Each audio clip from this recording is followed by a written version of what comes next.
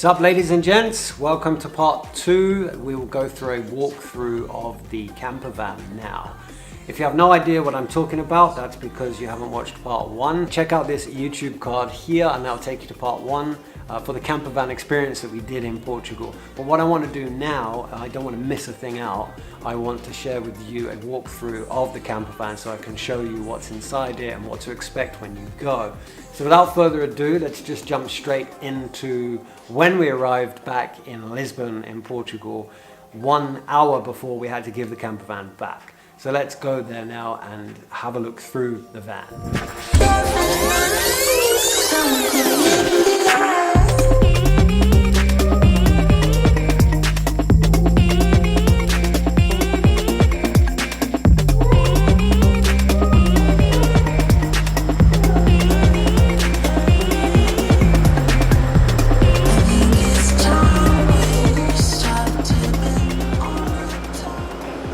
So right after the Chinese, we drove to another location.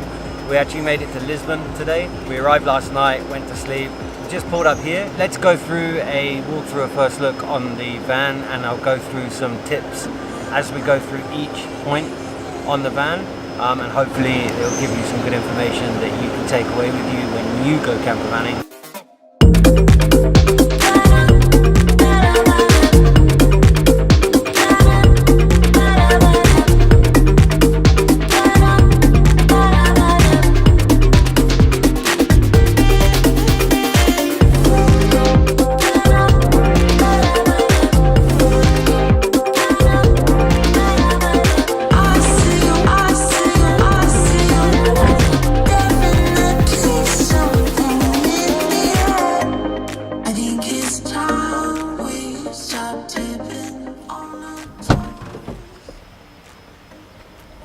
First of all, I want to go through the dashboard, obviously because this is a motorhome, camper van, combi van, whatever it is. I think it's more of a camper van than anything. It's a van, a Fiat Ducato converted into a motorhome.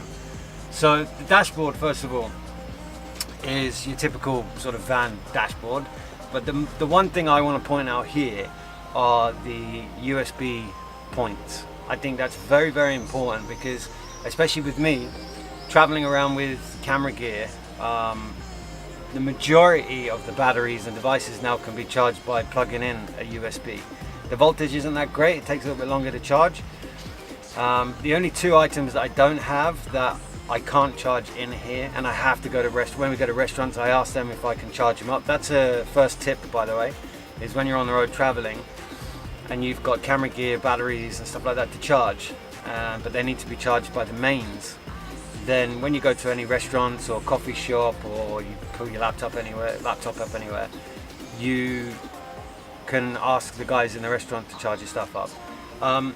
Pros and cons with this is these power points here for the USBs, they only work when the engine is running, which is a bit disappointing because I always have to have the engine running. But another tip there is when you're driving, make sure that you plug in all the devices that you want charged. So by the time you reach your next destination, hopefully all the stuff will be charged. So that's tip number 2.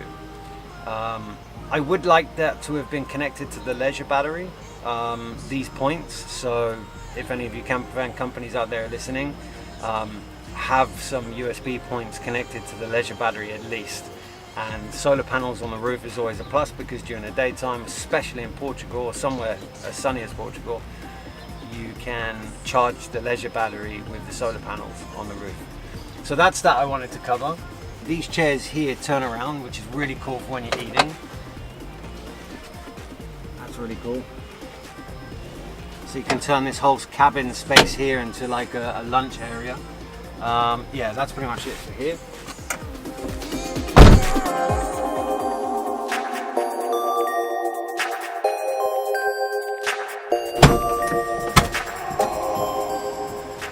So this is where we sleep. This is our sleeping area. I must point out another great use of space in here.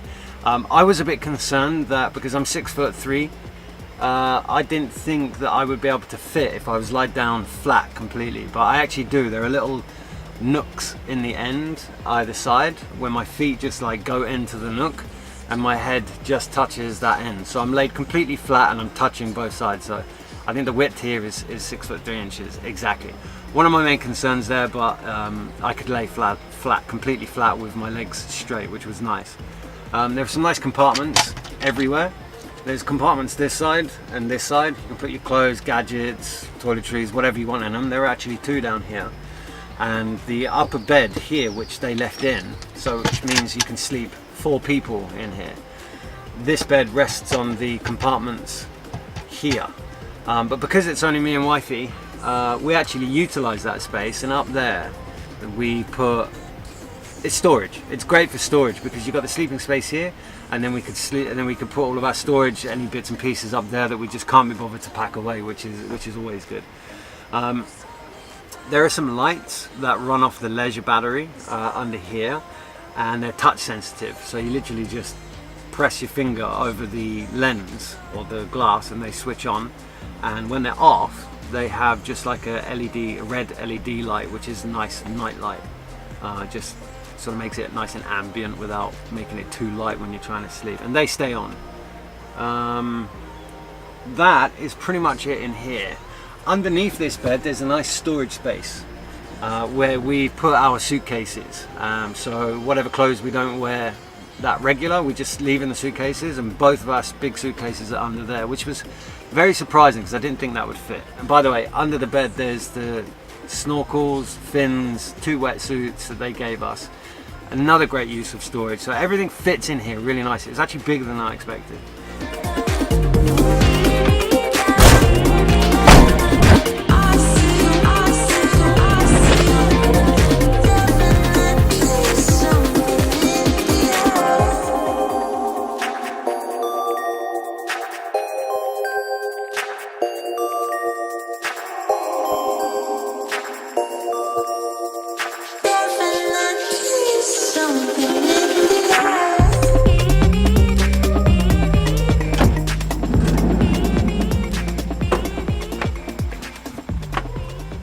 Kitchen space we got down here, which is bigger than what I expected.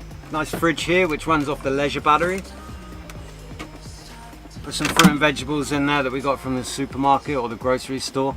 That was the first thing we did, by the way. So there's another tip. Tip number 3 is when you first arrive, pick up the camper van, go to a grocery store or a supermarket somewhere local and pick up some fruit, veg, muesli, granola, something for breakfast, noodles for lunch, whatever you want to get, salad. You can prepare all of that up here, which is really, really handy. The fridge holds quite a lot, which was nice because we could keep a lot more stuff chilled. And I think we can last about 5 days with the supplies that we can put in here, maybe longer. But the water, the onboard water will run out before then. I think that's a maximum of 5 days. The water tank I'll show you in a second. Up here, so a stove area which runs on gas, which is really handy. We cook all of our stuff on there. On my toes, was holding you back now, sugar. 'Cause I don't know you want it. I'm free to let it show, and I know you need it. Why don't we let it grow? Why don't we let it pop? Why don't we let it grow, grow, grow, grow, grow? It grows stronger for every day. We just can't keep it away.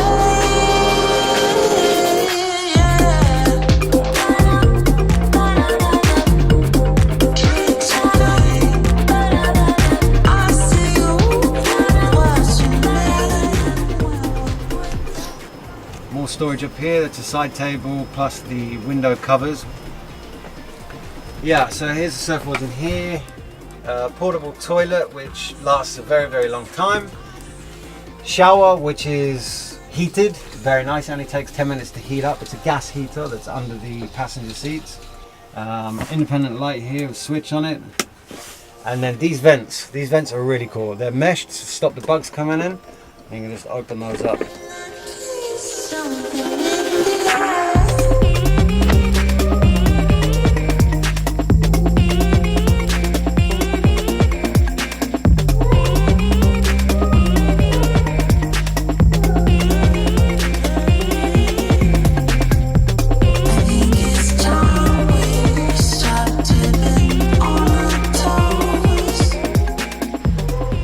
next very important part is the freshwater tank. This should come completely full. It's about 80 or 90 liters, which is a very big tank, and it will last you 5 to 6 days if you're conservative with like your use of water. So when you're having a shower or washing the dishes, all those main things that you tend to use the water for, if you're conservative with that, you'll get 6 to 7 days out of the 80 or 90 liter tank. So that's here. Usually it should come full. If it doesn't, you can fill up at any petrol stations using the water. It does take a bit of time. Some are fast, some are slow. But if you just sit there, undo this, put the water straight in, and I don't know, 10, 15 minutes, maybe 20 minutes, and the tank will be full. So tip number 4 there is, whenever you're moving from location to location, if you stop at a service station for snacks, fuel, or anything, and there turns out to be a water tap or one of those things you fill up your windscreen washers with, just stick that straight in there. It really helps, because when you move to the next place, you've got a full tank again. And there's nothing worse than if you arrive to a campsite or a beach location that you just want to settle there for 5, 6 days, 7 days, something like that, and you run out of water. You've got to tidy everything away and drive to a service station and fill up with water, which can get annoying. So tip number 4, whenever you pass a service station or you pull into a service station for fuel or snacks, if there's water there on a hose or a tap, fill up with water.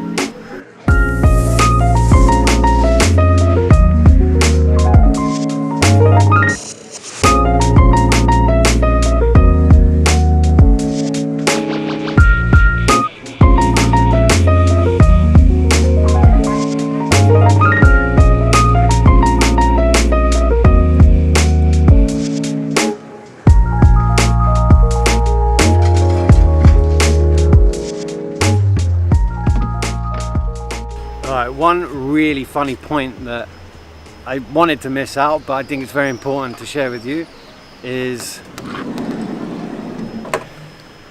eventually you've got to empty the toilet, which is not fun, but you've got to empty it in the right places, because it can be damaging to the environment with the chemicals that break down all of the stuff. But that toilet can last you at least, I don't know, 6, 7 days again if you're not sat on it too much. But it's pretty good. But that's got to be emptied, which is not the most fun part. And the grey water as well. There's a grey water tap underneath the van. If the water just runs through the plug hole, then it'll just come out under the bottom there. I'll show you that now.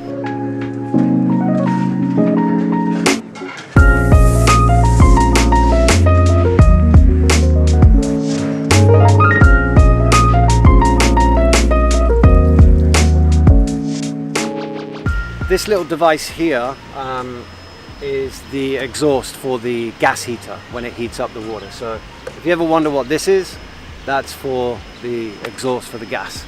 Now I'm going to go back round here actually. It's so bright. Okay. Is it this side? Okay. Just here we've got the power inlet. So when you're parked at campsites, you can plug a higher voltage input in there, and there are inputs inside the van, so you can plug normal household items in, which is great for charging batteries. Canon, please bring out a charger that you can charge using a USB for the DSLR batteries. It really helps. So if you're listening, there's some feedback for you, so I don't have to keep going to the restaurants whenever we go and then ask them to charge it up for us. But if you're at a campsite, you plug in this mains here, and then that will put in a higher voltage for household items inside the camper van. Other than that, you're running off the leisure battery, which is normal 12 volt, which is separate to the engine battery. So you're never using the engine battery up. So the diesel tank. Now, you're probably wondering why I'm showing you where the diesel goes in. But the reason I wanted to come across this is because it's tip number 5. Make sure you budget for your diesel, because if you're going to do a lot of driving around, you're going to be filling up a lot, and it's not cheap diesel prices in Portugal, or anywhere in Europe for that matter, especially what I'm used to in Dubai. The petrol and diesel prices there are very cheap. So make sure you budget for your diesel expenses so you can get to the places in the country where you want to go. We've traveled around quite a lot, and I think we've spent approximately 500 euros already just on diesel because we've traveled to a lot of places. So far we've done about 2,000 kilometers approximately. These are very handy, nice little windows that are set up in most of the camper vans. They're very fragile and flimsy, so be careful. But there's a nice mosquito net here which stops the bugs and stuff coming in. There are a lot of bugs when you go out in the countryside. But these are very good for ventilating the air when you're sleeping at night, because we've had quite a few very hot, uncomfortable nights, and to run an air conditioner off the leisure battery won't last very long.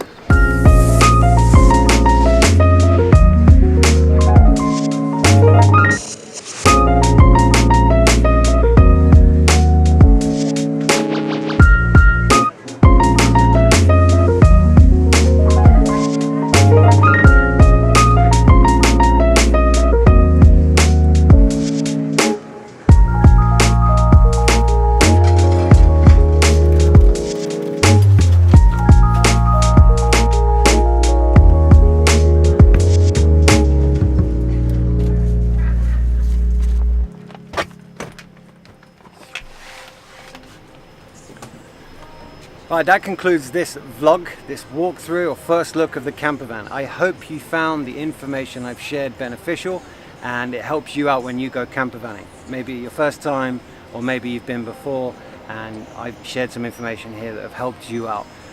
Give us a like on this video, it really helps. Any comments or ideas or thoughts you want to share, let me know in the comments below. I reply to everything.